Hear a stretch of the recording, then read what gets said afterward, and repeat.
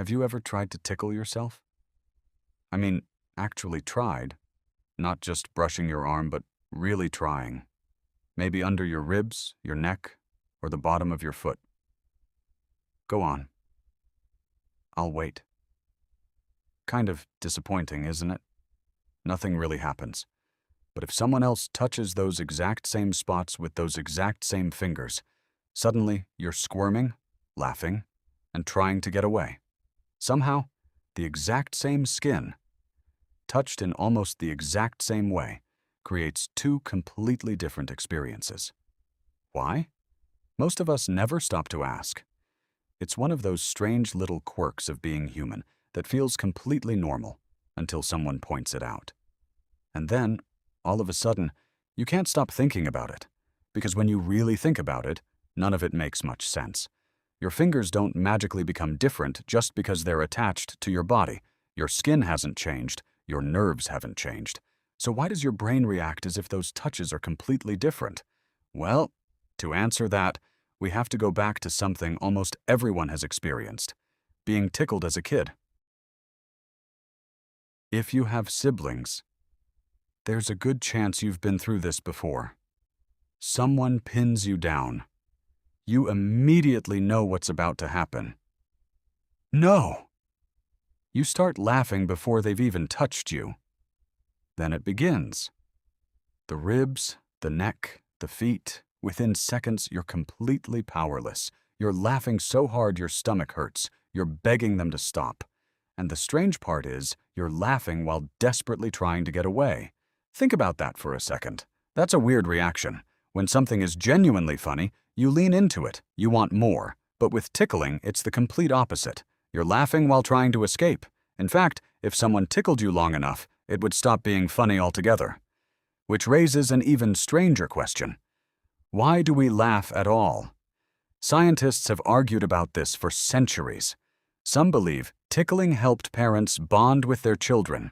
Others think it taught young animals how to defend vulnerable parts of their bodies through play.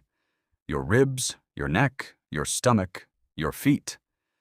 They're all places that are surprisingly sensitive. Maybe tickling was nature's way of saying, protect these. But no matter which theory you believe, none of them explain the biggest mystery. Why can't you do it yourself? Because if tickling is just touching sensitive skin, your own fingers should work perfectly.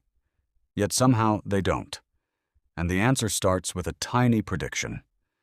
Your brain makes thousands of times every single day. Not just when you're being tickled. Right now, without you even realizing it, close one eye. Now slowly move your finger toward your nose. Notice something? You aren't surprised when your finger gets there. Of course you're not. You knew exactly where it was going.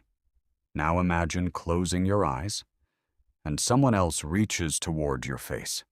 Suddenly, everything feels different. Even if they're moving slowly, there's a tiny moment of uncertainty. Where exactly are they aiming? When will they touch me? How hard? Your brain pays much more attention. Not because their finger is different, because your brain didn't create that movement, and that's something your brain cares about. A lot. See, your brain hates surprises. Actually, that's not entirely true. It loves surprises, as long as they might be important. Imagine walking through your house every day. You stop noticing the clock on the wall, the sound of the refrigerator, the shirt touching your shoulders, the feeling of your socks. They're all still there.